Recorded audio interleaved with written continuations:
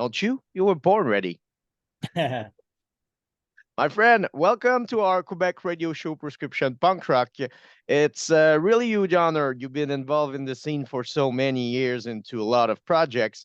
But we're gonna talk about one that I love. It's a really cool band, and but before getting into that, maybe people don't recognize your beautiful face or voice. Who the hell are you, man? My name is Travis Miguel, and I play guitar in Fake Figures as well as Atreyu. Yes, Fake Figures, it's such an interesting project. I really felt it's a playground where you do whatever you want because there's no rules. Of course, with Atreyu, you not have a direction to follow, but there's expectation maybe. So how did this idea with that side project came up, and how it started up for people that maybe don't know the story of the band? Well, it started with myself and our bass player, Bob Bradley. Bob played in a band out of Orange County called Scars of Tomorrow. And years and years and years ago, both Atreyu and Scars of Tomorrow would very often share the stage here in Orange County. And they were just, longtime friends. We came up in the same scene. We actually took them out on tour, I believe it was 2005. And I don't know, Bob and I we've always had similar tastes in music and musical vibes and stuff. So when we all had some free time, we decided to put this little project together, and have been doing it off and on ever since. Yeah, because it's been going for a couple of years, but since you guys are busy, it's I'm sure not easy to find the time and everything. But it's so cool because it's a family affair, Atreyu as such, with the band around and all the scene, and I felt it's kind of natural, like the friendship and the idea of playing together, because like you said, you're interested in music and trying to maybe go in different venues and doing something different. Yeah, I mean, that's how I've always looked at it. I always found it kind of weird when uh somebody who's in a band, they start a side project or some other thing and it ends up sounding exactly like the project that they're known for. There's nothing wrong with that whatsoever. It's a side project. It's meant so you can do whatever the hell you want to do.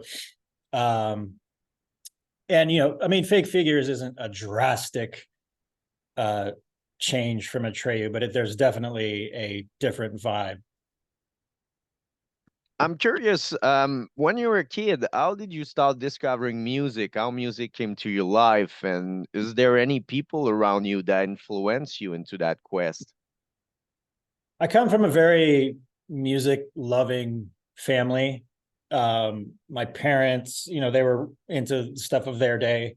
So, my mom, she was part of the whole Beatlemania thing, and she likes to brag that she saw Elvis before he became a mess, basically. And my dad, same things. He was into Clapton and Cream and like Creedence Clearwater Revival, The Doors, stuff like that. I have a older half sister who she was a teenager in the 80s, and our bedrooms when we were growing up were right next to each other. So any given day I'd be hearing like Culture Club or Depeche Mode or Duran Duran, stuff like that, coming from her bedroom. So I've always had a soft spot for that kind of stuff. But it wasn't until I saw the music video for the song One by Metallica. I didn't know music could be like that. I didn't know anything really about metal other than what I saw on MTV. And at the time it was like, the hair bands and stuff like that. But when I saw that Metallica video, it was literally the complete opposite of all that stuff. It was, it was a black and white video. It was just the four of them playing in an empty room with this obscure movie being spliced and intertwined within it. And it's not I mean, it was definitely at the time by far the darkest song I had ever heard. And I remember watching it being like literally like a very young child, and it scared me. The thought of being trapped inside your own body, like that concept really fucked with me as a little kid. But I think when you're that age, the things that scare you also tend to fascinate you. So yeah, I became obsessed with Metallica at an extremely early age. And then from there, I went to like Anthrax and Megadeth, and then it went a little heavier. Then I got really into Sepultura. I still am like a diehard Sepultura fan, and like old Fear Factory stuff like that. And then from there, I kind of discovered punk, and from there, hardcore. I mean, even as a young kid, I've just always loved music, no matter what it is. I've always kind of seen music as food in a way, like I love Italian food, but I don't want to eat it every single meal, every single day, you know. Um, so yeah, it's Metallica was definitely the band that kind of sent me on my way. It's so cool. It's so cool. You're right. You're right. Unfortunately, it became fast food now. With the technology, you release something, and 6 months later, it's old. But you're right. It's like food. You don't listen, and there's occasion, there's feelings, and it's rad. It's a cool journey, actually. First of all, it's rad that your parents were into music. Mine were not really. They were listening to the radio, but that was about it. But yeah, seeing Elvis back in the days, for somebody in Quebec, it's pretty rare that I'm 41, that people of my age got parents or grandparents who see the king, Right, and yeah, I've got into the Beatles because of my parents, just because they got on Columbia House and they got right, like yeah, 10 vinyl of the Beatles, and they were not really listening to them. I was First of all, I was playing with car with them, and then at 3 or 4 maybe I understood, oh, there's music on it. And yeah, right, so the Beatles, of course. And it's pretty rare that you started up with the altcore stuff. So yeah, and Metallica, you're right. The movie is Johnny Go to War, and I studied cinema in college, and I saw the movie in college, the whole thing. And it's pretty, and I knew it was about a movie, but I didn't make the link, and when I saw it, it was like, oh shit, that's what they use in Metallica, and it's crazy, man. It's really hardcore for the time. oh, Even for at sure, some yeah, point, the guy wanna kill himself, and Jesus came to him, and or God, and he said, just kill yourself, and he said, and I can't, and he laughed, right, like it's just yeah. so. I actually, yeah, I can't remember how, but I found it somewhere online, and I watched it, and yeah, it's not exactly like a exciting action packed movie. It's very, very, very slow. But I mean, it's still a very good movie. But if I heard correctly, when it was released in like the early '70s, it wasn't exactly a blockbuster hit. It was their first video, and it was for Injustice for All. And there's such an history, with the records. We knew after a couple of years that they didn't use bass, and there was something around that era. And I think that the emotion that the band living is really well. It's very, you see it in the video. So anyway, but it's a cool journey. It show how open you are to music, because I always felt that listening to Atreyu, and of course, Fake Figures, because I think that the most interesting musician are the one that are open mind. Yeah, for sure. Some both Atreyu and Fake Figures, we definitely try not to repeat ourselves. Some bands can get away with kind of doing the same thing over and over again. Like the prime example being AC/DC. Yeah, They've yeah. been Motorhead did well in Motorhead. that too. Yeah, but I mean that's what people love about those bands. That's what I love about those Mm. bands. You know exactly what you're gonna get. But for us, doing the same thing over and over again and expecting different results, it's just not us. Yeah, and I think as a musician, you want to challenge yourself and not, like you said, recreate what's done in the past. And I'm that type. I'm not a nostalgic people when it came to art. I'm more into what next, and so I'm listening to a lot of new music. And I think it's interesting because you have to challenge yourself. Maybe you don't need to have a huge struggle creating something, but I think it have to be like 50-50, came naturally, but it have to be kind of struggle because you have to put passions, and it's like food again. When you cooking, it's weird, but when you burn yourself and you make it with emotion, I don't know, it tastes better at the end. Yeah, yeah, yeah, yeah. Yes, like when I'm writing something, sometimes it just comes out and I don't even have to try. And then other times it's like trying to get blood from a stone. And I've got riffs that I've been sitting on forever that I have no idea if I'm ever going to do anything with them. But like you said, it's not the destination, it's the journey. I mean, it's kind of cliche and corny to say, but it's true. Yeah, yeah. And you guys released a new EP. I'm curious, writing those songs, is it more hard with times because you have the experience, and maybe it can be with the experience more easy?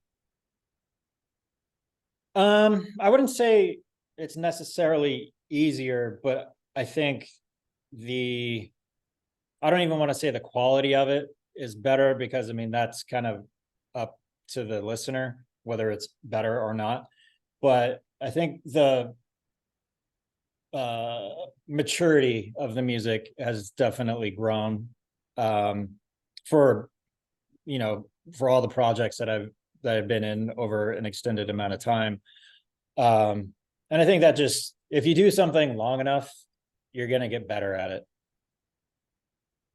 Yeah, it's so true. It's so true. And I think a lot of people restrain themselves thinking, taking a guitar and, oh, I'm not that good. I cannot make a solo the first time I handle the guitar. You have to push yourself doing it. And I think it's the hard thing. I'm sure you remember actually the first gig, being on stage the first time. It's a huge thing, you need balls, but when you did it, you're proud of yourself, even if it maybe went bad. I don't know how it went for you. No, exactly. It was, I remember the first show I think I ever played wasn't even really considered a show. It was like a backyard party. And even though I was playing to like, I don't know, 30, 40 drunken people, I was still like shaking with nerves. But yeah, exactly like you said, as soon as it was done, I was like, I want to do that again.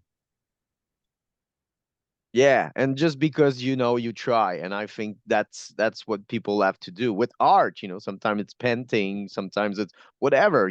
Just try and see after.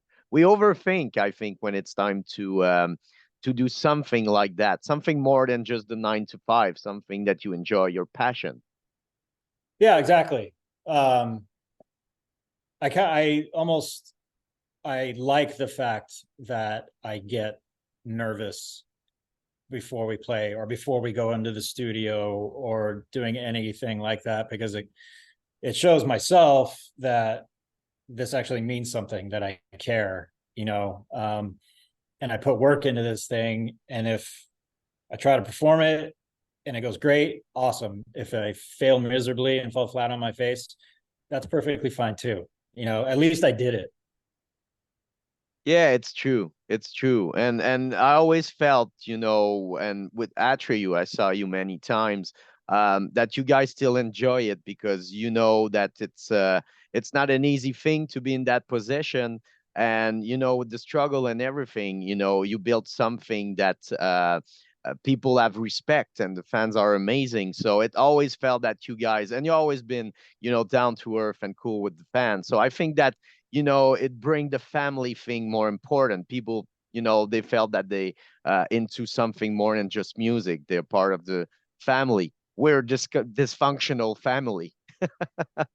Yeah, yeah, yeah. I mean, if you told me 20 years ago that I'd still be playing in a band and doing relatively well doing so, I probably would have asked you what drugs you were on and can I please have some. um, but yeah, I mean, it's not lost on myself how lucky and privileged I am to be doing this for as long as I've been doing this at the level that I get to do this. You know, some people never get this chance ever in their life. And, you know, I've been milking this for over 20 years now. So I have zero complaints, even when, you know, when I'm on tour and it's been 6 or 7 weeks and I feel like I'm just over it and I want to go home. I always remind myself, dude, you could be, like I said, working 9 to 5 at a job you hate, doing the, you know, kind of like Groundhog Day where it's the same thing every day. But that's not the case for me. I get to create music with my best friends and record it and then travel the world playing it. I could think of much worse jobs to have. Yeah, yeah. And it's a weird thing, you know. It's I think every band has a part of that huge puzzle that is the music world, you know. Even if people felt that some band didn't have the succeed that they deserved, you know, they influence other band that started up and, you know, make it maybe bigger or anything. But in a way, you have to play well your card and be smart. And I think that's what you did since day one. And it's cool because, you know, it's another proves with faith figures, you know, that, you know, you have two playground that work well because, like you said, you put your art passions, but you still have the desire of doing something different. And I think that's why people respond to that, they connect to that.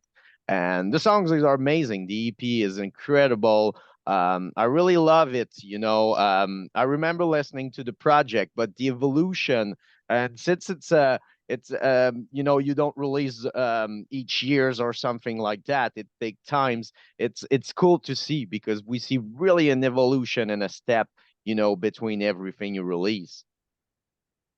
Yeah, yeah. You know, Fake Figures isn't a full-time band as of, you know, as of right now anyway. We all have different things going on in our lives. A couple of the guys in the band have kids. They've all got, you know, jobs and lives here in Southern California. So yeah, it is a bit tricky for the five of us to get together and make sure all the schedules coincide. And but yeah, I mean, we're just kind of taking it as it comes. We don't have plans for world domination or anything like that. Although I mean, it'd be kind of cool, but you know, we're realists. We know that's probably not going to happen. So we're just going to have fun with it. Yeah, a world domination. But yeah, yeah, it's cool. It's a step by step. And I'm curious, you know, the scene have changed a lot in California. How is it right now? How's the local scene, and all the scenes around you? It's kind of hard to say. Um, you know, when we were younger, it was, I don't want to say easier, but there was less, I guess, outside noise because the internet wasn't such a prevalent. I mean, the internet existed when, you know, when we were all starting out, but it wasn't as prevalent, not as much of a tool. So in order to know what's going on, you actually had to be there in it and, you know, participating in it. But now it's, you can kind of view everything from afar. And I think it's easier for things to kind of get lost in the mix as to what's going on in the local scene. But, you know, Southern California has always had a strong musical presence for, you know, literal decades. Um, and I highly doubt that that's going to change anytime soon. Yeah, it's in your blood. Yeah. But you're right. But sometimes we felt that when there's a huge explosions, like when it happened in the 90s with punk rock scene, that it go quiet for a while.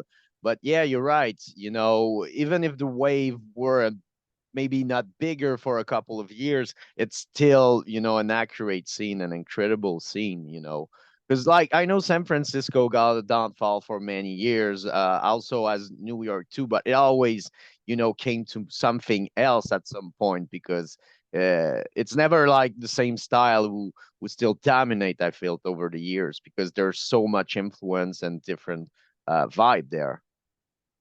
Yeah, it's almost like a living, breathing thing that's constantly morphing into something else and changing here and there, and actually moving around,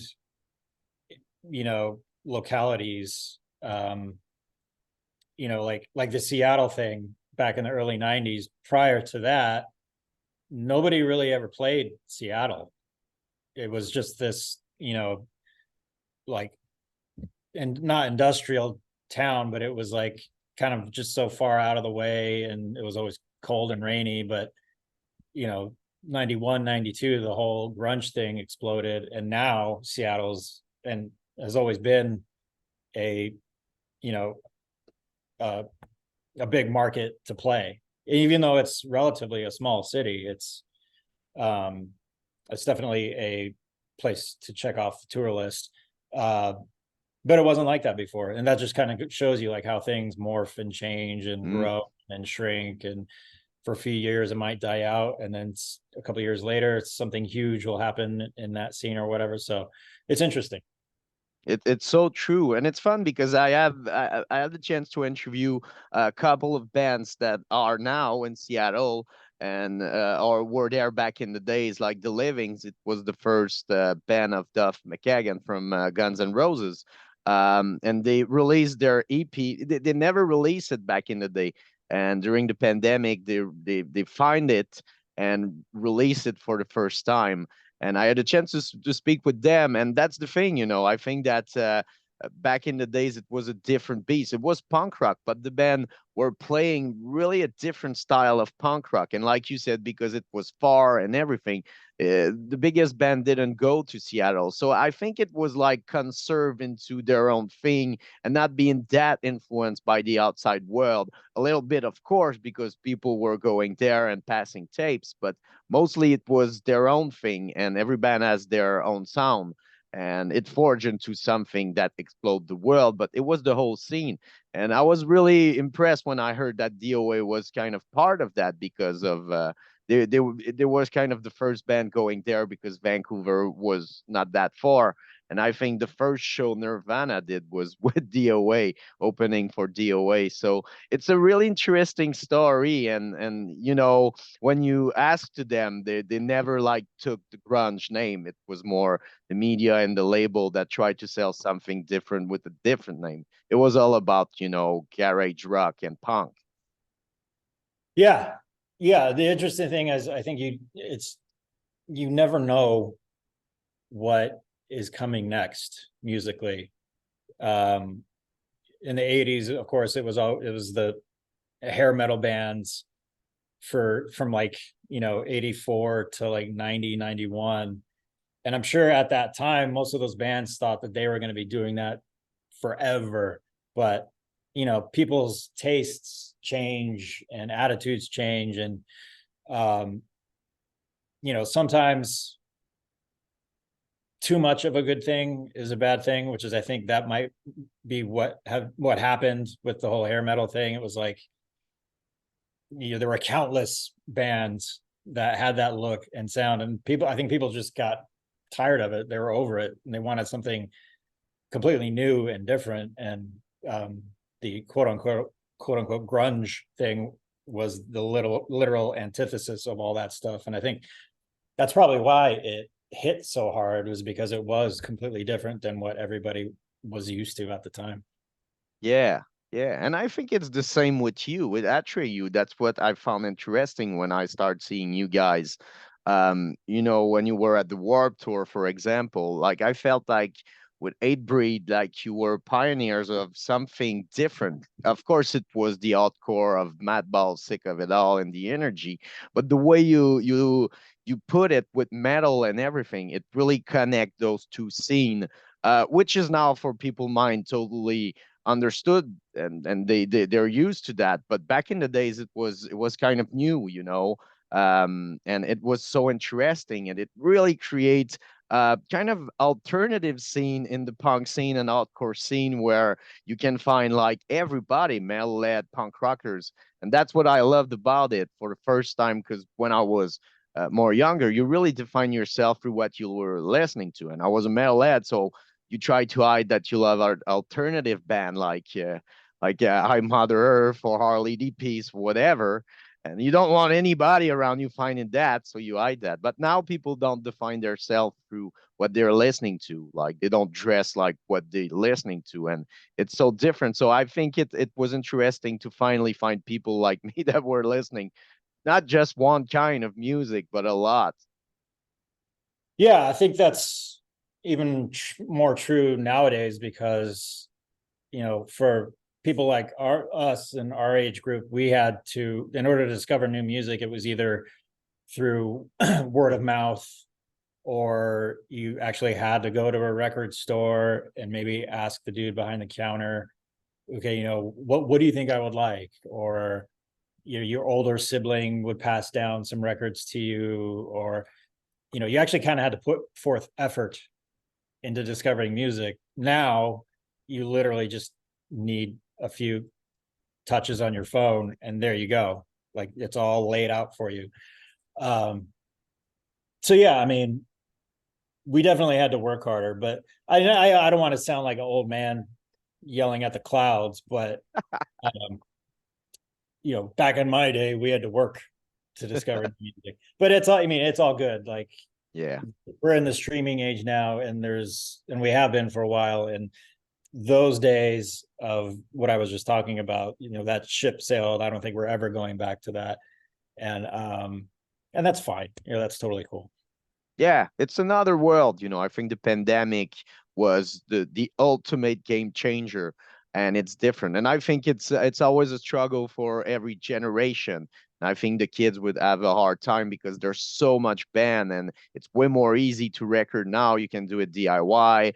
You have the technology to back it. So I think it's gonna be hard for them to, have the name out, and the way they have to do it, it's joining it, clicking with people on TikTok, on Instagram, on YouTube, and so it's kind of seeing like the 360 angle vision of what's coming up with social media, and of course some gonna disappear and everything. So it's gonna be for them hard, and yeah. But back in the days, it was firing you Yep. you go to show and tried to make people go check the name, and they have to buy the records and everything. So it was another world. But that's the thing. I think that when you do it for so many years and you've been into all of that, at some point, if you play well your card, like I said, it kind of happened. People know, and you get recognition, and people understood the struggle. Exactly. I mean, it's a gamble because, when you start a band, there's obviously no guarantee that you're going to quote unquote make it.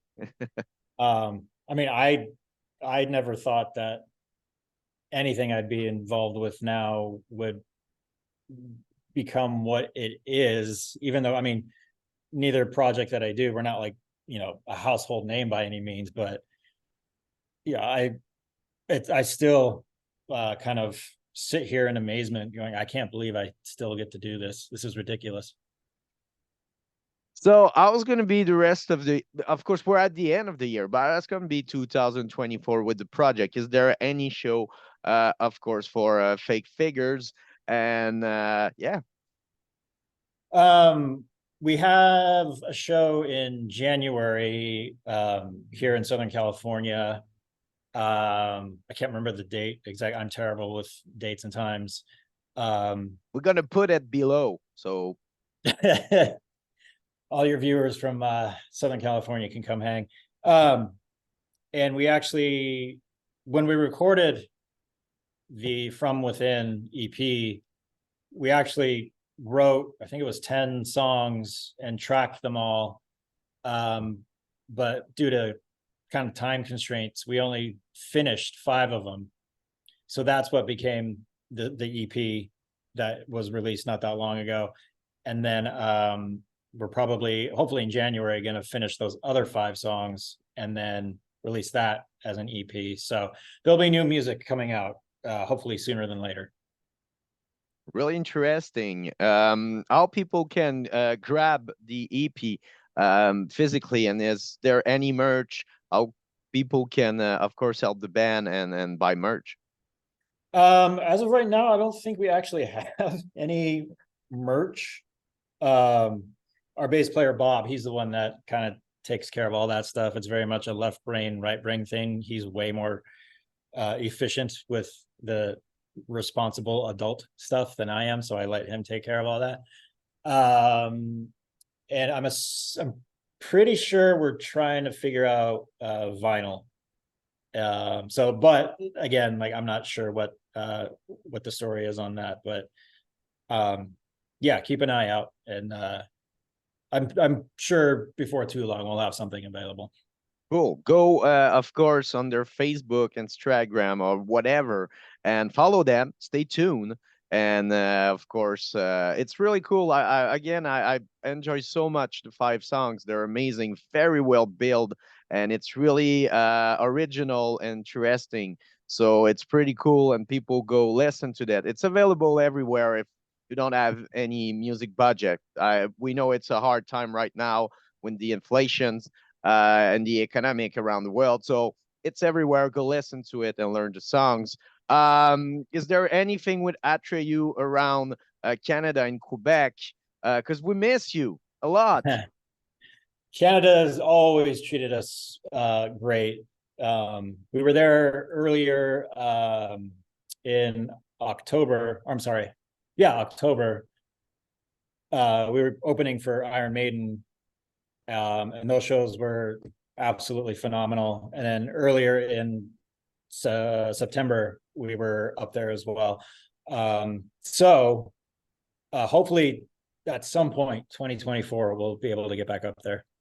Iron Maiden, please bring him back in Quebec City. They didn't announce who's going to be there with them on October next year. That will be rad. And how was it? Did you have the chance to shake hand, and how was, because they're so professional, and it's my favorite band actually, Iron Maiden. Yeah, I mean, Iron Maiden is a British institution, and there's always, there's bands that you hear stories about that, the opening band just didn't come out too great. It's not unheard of for an entire Iron Maiden crowd to turn their back on you and, flip you the bird, or, they're not exactly welcoming you with open arms. We opened up for them in Mexico, in Monterrey and Mexico City. And the crowd was not having us, which I totally get. Like, I knew that kind of going into it. I was kind of expecting it. So this Canadian run we did with them, I was kind of a little nervous about it. But I mean, the crowd was very, very receptive to us. I mean, there were obviously a few old Iron Maiden heads kind of just standing there with their arms crossed, staring at us and glaring at us. But I totally expected that. But it went way better than I thought it could. That's amazing. That's amazing. Yeah, but you're very well known here in Canada, so I'm sure a lot of people were excited. I remember it happened. Bullet with My Valentine did a tour with them, and it was hard, and Quebec was, kind of more okay in a way, because a lot of people know them. But it was at the time they kind of started up to be some, the name was kind of out a little bit, but still underground. So yeah, but it's a huge challenge, but you did it. It's so cool. We did it. We made it out unscathed. Yeah, up the irons. Can't wait. I never, like, actually, I didn't heard a lot of songs from Somewhere in Times. And since they're doing Caught Somewhere in Times, and I think they're doing Alexander the Great and maybe Deja Vu, I'm not sure, but yeah, it's gonna be a really interesting tour to see.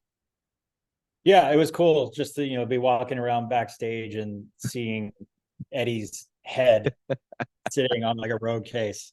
Like the 13-year-old in me was freaking out. Yeah. So what did you do backstage? Oh, we spent like 20, 25 minutes with the head of Eddie. we, Right, we yeah. hang out with the head of Eddie. Travis, thank you so much for your time. I really had a blast. Again, it was a huge honor.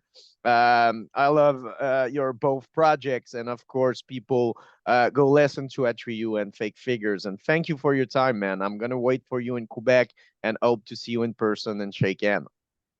Awesome, man. Thank you so much for having me. Thank you, man. Have fun with the release. Bye bye. All right, take it easy. Cheers.